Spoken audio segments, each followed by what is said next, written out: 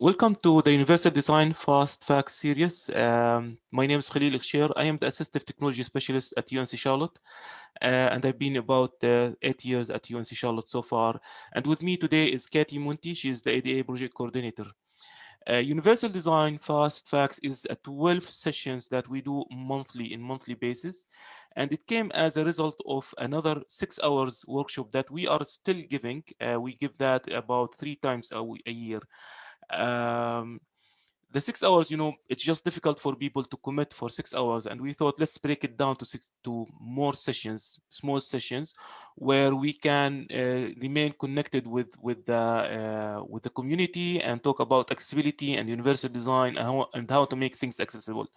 So what you will learn today is just a small part of accessibility, very small part, but it really helps with your electronic and electronic deliverables like PDF files and so forth. And today we'll be talking and focusing on accessibility, hints, and tricks. By the end of this workshop, let's see.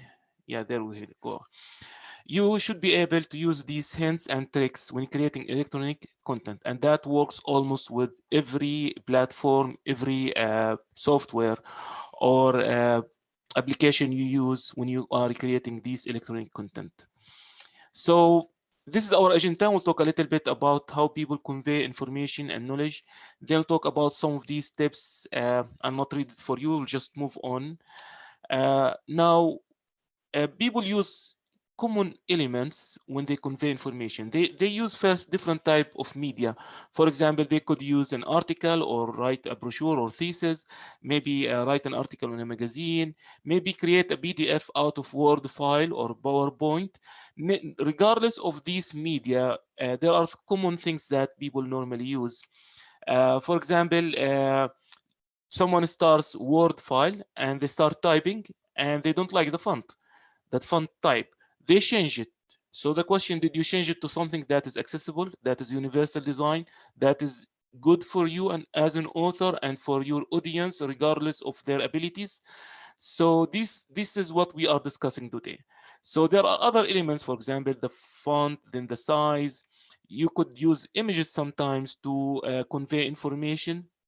That could be a flow chart, or could be a table, or could be a picture of sort of picture or anatomy of a human being, for example, or something like that. Uh, and there sometimes people they would like to decorate these documents, and they will use some colorful backgrounds and things like that, like just like what we see in this slide. Uh, we'll talk about each one of these elements and tell you how to make it accessible. So let's start with font type. In this slide, we have multiple bullet points. Each one has a different font type. Um, I'm not sure if you can use the annotation. Let me see. You should be able to use the annotation. We did not test that. So the point here, can you like mark or put a check mark next to the font you think that is accessible?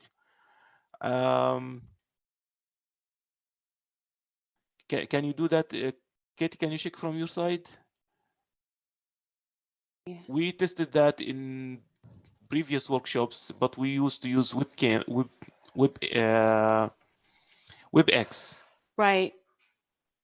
I don't know that, honestly, not being a regular user with Zoom, I've not played around with this, so maybe we should not. Okay, we have a check mark. Maybe we'll just, oh, there you go. Somebody knows how to do it. Okay.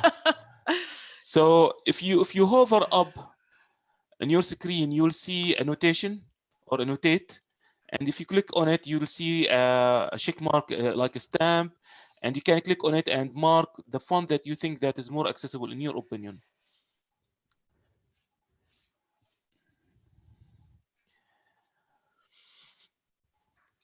All right, so I'll continue. I'll just explain. So I'll go explaining from bottom up. So let's start with the bottom one. It is a brush script empty. It is a handwritten font. It like emulate the handwritten font. And so this kind of fonts are not recommended. So you should avoid using font that are cursive or handwritten.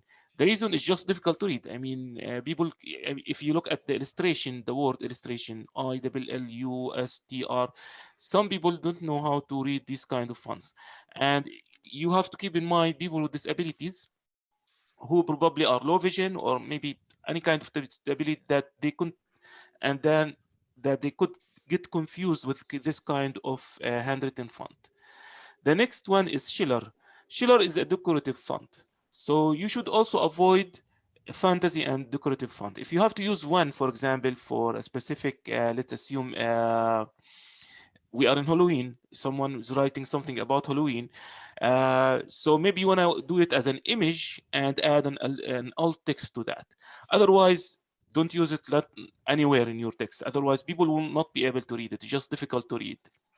The next font is fully capitalized, and we can see a kind of shadow. So it is decorated and it is fully capital.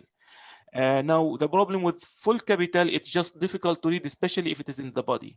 If you are using that, let's assume a solid capital letter font, that would be acceptable in the title only, on the title, in the headings, but not in the body. So you should avoid using this kind of font in the body. Or for example, compressed font, because of this compression, the letters are next to each other, so it sometimes become difficult to read.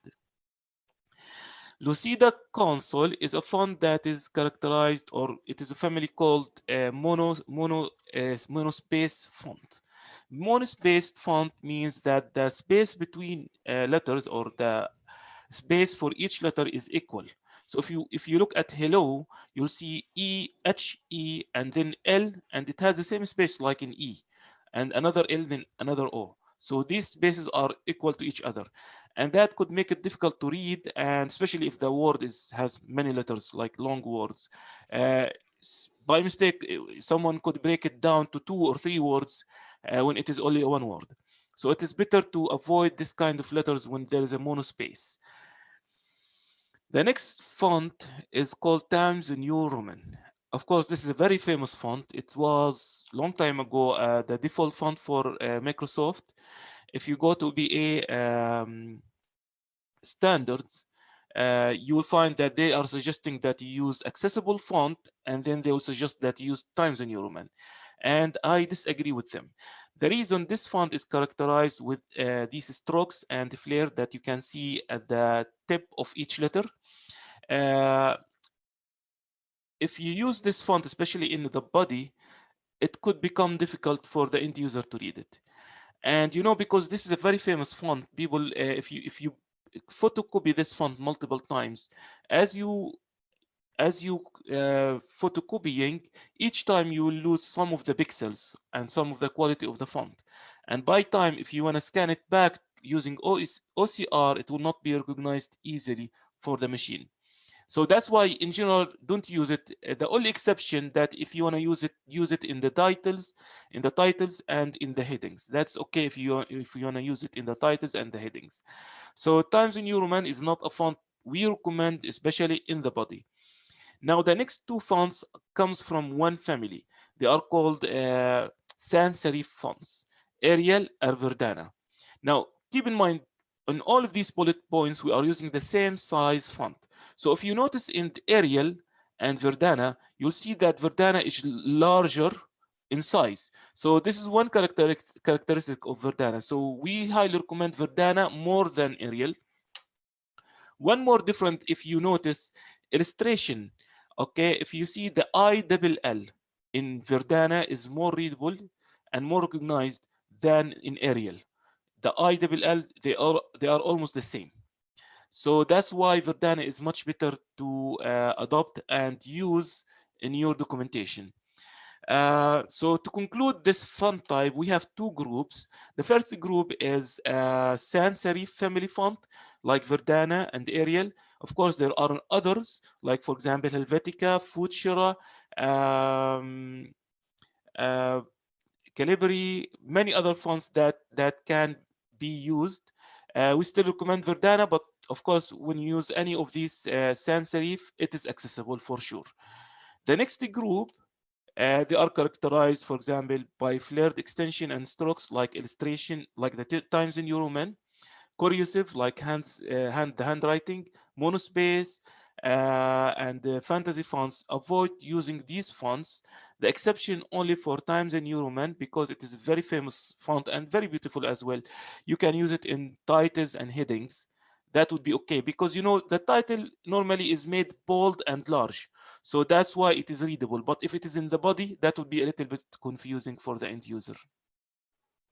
I think that we get so used to seeing, we don't see the little tails, the little extensions on Times New Roman. But as Halil said, when you are scanning or copying something in print multiple times, that can start to blur.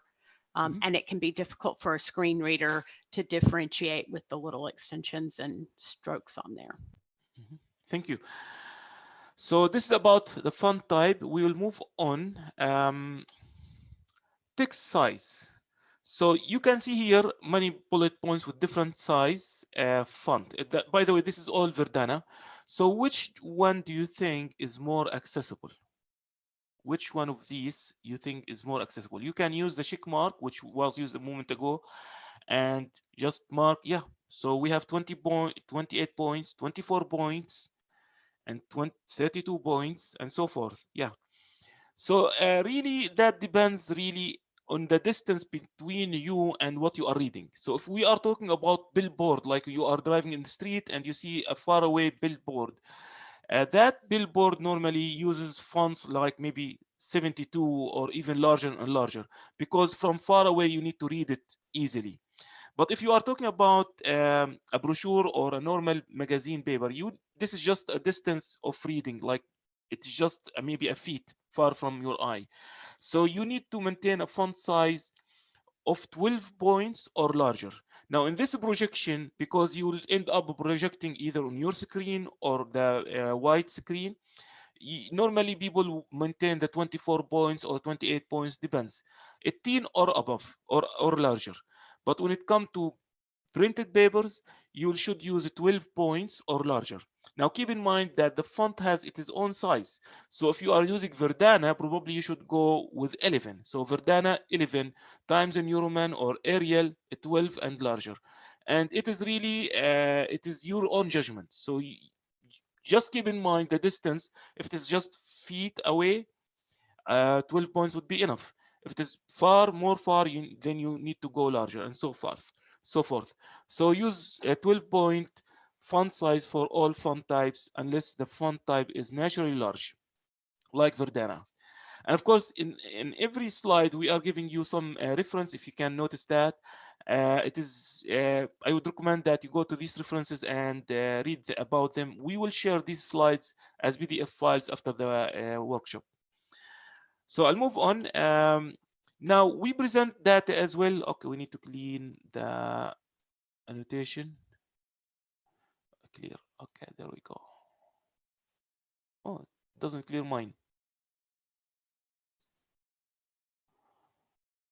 I don't know. I'm unable to clear the annotation. Yeah. I'm using my little eraser, but I don't think. Oh, there they go. Yeah, they went away. Thank you. Learning as we go with Zoom. Yeah. So one of the ways also to present data is by using colors. So sometimes you will have like this font, it is a green color over white.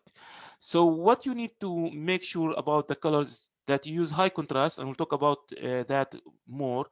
But one of the mistakes that we normally notice, that for example in an exam, faculty would say, okay, questions that are in red are mandatory. Or for example, if I am presenting a table, for example, values that are red or cells that are red are essential values. Well, the end user could be blind, could be low vision, could be color blind. How can they know what you are talking about, which color? They cannot differentiate colors. So that's why you should find an alternative way to indicate colors. Okay, for example, you can use some like an asterisk, or for example, in an exam, you can explicitly write the mandatory, and that will tell the students that this exam or this this is a required field or not required field, or if it is essential, not essential. You can explain further, and this, what you are using, like an asterisk or a specific drawing, can be seen by users regardless of their visual abilities. So in this next page here, we'll show you some contrast, and I'd like for you to mark the one that is high contrast if you think that it is a high contrast. So we have 3 bullet points. Which one do you think is high contrast? Yeah, so it's definitely the last bullet point. So this is just an example of high contrast. High contrast, the higher the better. Okay, and a great example is black versus white contrast. Especially for those who are involved with web development and drawing, they probably would like to use as tools to measure if the contrast is high or not, if it meets the requirements, requirement standards. So we provide also a link here to see these and compare the colors. So simply you will take the hexadecimal color of the front color and the hexadecimal of the background color, and it will tell you if it meets the standards of section 508. And if it meets, great. If not, then you need to fix the color and make it higher contrast. One last point I have here for you in this slides is reading order. What you see here is our brochure, and I believe I have a copy. I'm not sure if I can show it. So right here, this is my brochure. Okay, I have background, so it is not shown very well. But this brochure, okay, you want your end user to read the brochure in a specific way. And we are talking, of course, about non-linear documents. And what we mean here, the linear document is like, for example, Microsoft Word. It is just one page of text. That is easy to read, easy for the screen reader to know and read.